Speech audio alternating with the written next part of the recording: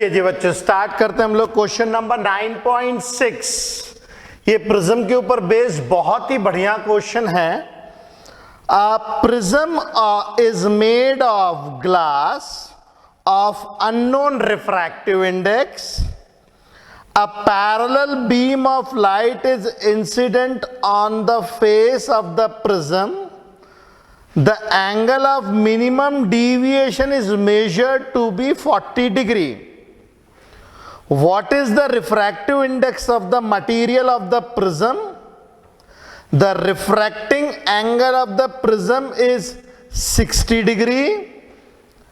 If the prism is placed in water, predict the new angle of minimum deviation of the parallel beam of light. Okay, अब जरा देखिए, इस question में हम लोगों को दिया हुआ है कि एक प्रिज्म है जिसका मिनिमम डिविएशन का एंगल है 40 डिग्री। एक प्रिज्म दिया हुआ है हम लोगों को और इस प्रिज्म का जो मिनिमम डिविएशन का जो एंगल दिया है वो दिया है 40 डिग्री। अभी ये प्रिज्म जिस भी ग्लास मटेरियल का है वो एयर में रखा हुआ है। ये एयर में रखा हुआ है प्रिज्म। यहां पे एयर है और यहां पे ग्लास है। ओके, यहां पे एयर है, बाहर एयर है और अंदर जो है वो ग्लास है। और इन लोगों ने दिया हुआ है कि रिफ्रैक्टिंग एंगल, ये जो एंगल ऑफ प्रिज्म है A B C, angle of prism जो दिया हुआ है वो 60 डिग्री दिया हुआ है। और इस केस में हम लोगों को रिफ्रैक्टिव इंडेक्स ग्लास का निकालना है। तो यहां पे इस क्वेश्चन में refractive index of glass with respect to air ये हम लोगों को निकालना है पहले पार्ट में। फिर इसी के आगे वाले पार्ट में बोल रहा है the refracting if the prism is placed in water. इसी के सेकंड पार्ट में अगर इसी प्रिज्म को जो कि ग्लास में रखा, ग्लास का प्रिज्म है, अगर इस ग्लास के प्रिज्म को हम लोग वाटर में रख दें, अगर हम लोग इसको वाटर में रख दें, बाकी सब कुछ सेम रहेगा, एंगल ऑफ प्रिज्म अभी भी उतना ही रहेगा, एंगल ऑफ प्रिज्म अभी भी 60 डिग्री ही रहेगा। ठीक है, अगर इसको हम लोग वाटर में रख दें तो वो बोल रहा है इस क्वेश्चन में जिसका रिफ्रैक्टिव इंडेक्स वाटर का दिया हुआ है, रिफ्रैक्टिव इंडेक्स ऑफ वाटर जो दिया हुआ है वो दिया है 1.33 दिया हुआ है। Predict the new angle of minimum deviation. अब यहां पे एंगल ऑफ मिनिमम डेविएशन हम लोगों को निकालना है। Got the point? तो ये क्वेश्चन जो है कुछ इस तरीके से हम लोगों को करना है। पहले केस में हम लोगों ने प्रिज्म को एयर में रखा है, रिफ्रैक्टिव इंडेक्स निकालना है, और दूसरा हमने उसको वाटर में रख दिया, उस केस में न्यू मिनिमम डेविएशन का एंगल निकालना है। तो हम लोग पहले ये वाला केस उठाते हैं। ये हमारा है पार्ट 1, ये क्वेश्चन का पार्ट 1 है जिसके अंदर में हम लोगों के पास रिफ्रैक्टिव इंडेक्स का फॉर्मूला है। Refractive index of glass with respect to air is equal to sine A plus dm upon 2 divided by sine A by 2। ये हमारे पास में है, फॉर्मूला है। ठीक है, तो refractive index of glass with respect to air हो जाएगा साइन A की जगह रहेंगे 60 प्लस 40 डिवाइडेड बाय 2, और ये हो जाएगा साइन 60 बाय 2। तो ये आ जाएगा हमारे पास में sine 100 by 2, this is 50 degree, और ये हो जाएगा साइन 30 डिग्री। इनकी वैल्यूज मैंने मेरे पास लिखी हुई है, डायरेक्टली यूज कर सकते हैं हम लोग, और ट्रिग्नोमेट्रिक टेबल का भी इस्तेमाल कर सकते हैं। 0.5 0.7660 और 0.50, ये इसकी वैल्यू है। तो ये आएगी अप्रॉक्सीमेटली 1.532, जिसको हम लोग लिख सकते हैं 1.53। ये आ गया इसके पहले पार्ट का आंसर। ये हम लोगों ने निकाल लिया है refractive index of glass with respect to air. Clear है?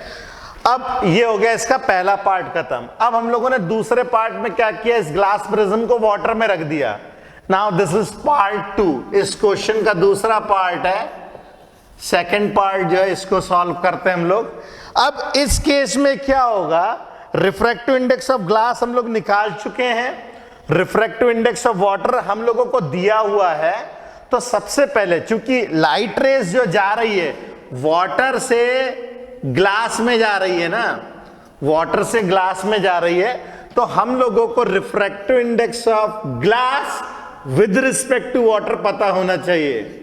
Refractive index of glass with respect to water, तो ये आ जाएगा refractive index of glass upon refractive index of water with respect to definitely air या vacuum, कुछ भी लिख सकते हैं।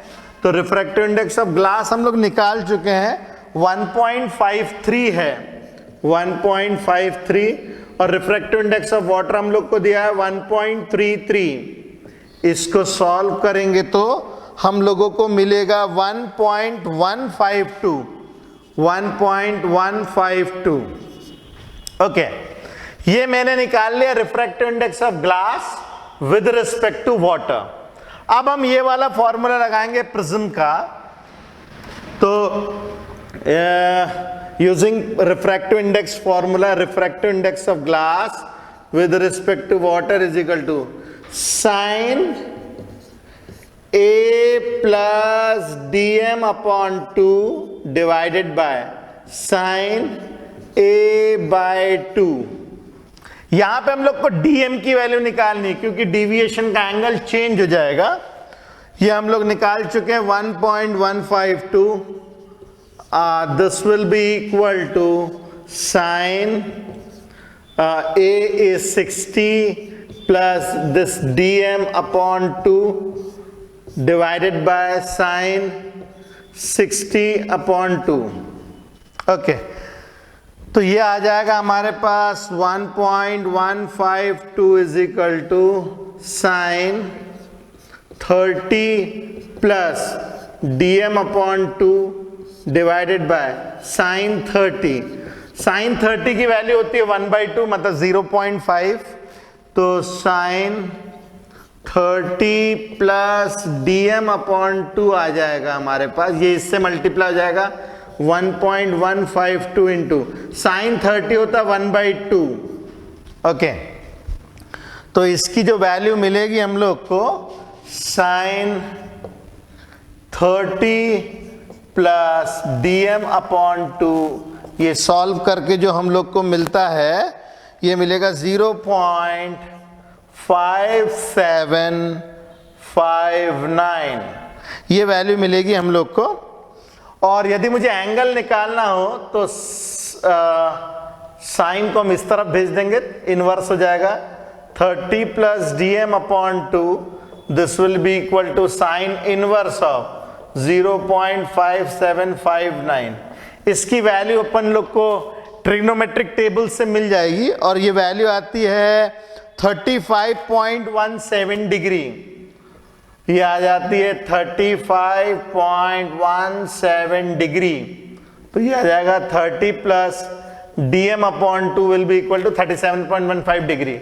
तो dm अपॉन 2 आ जाएगा, 35 में से 30 गया, 5.17 डिग्री। तो dm आ जाएगा हमारे पास में 10.34 डिग्री। ये हम लोग को मिल जाएगा dm की वैल्यू, जो कि अप्रॉक्सीमेटली जो है 10 डिग्री के आसपास है। ठीक है, अब इसके अंदर में ट्रिग्नोमेट्रिक टेबल से वैल्यूज को जो है निकालना अपने को आना चाहिए। ओके, चलिए जी फटाफट कीजिए इसे।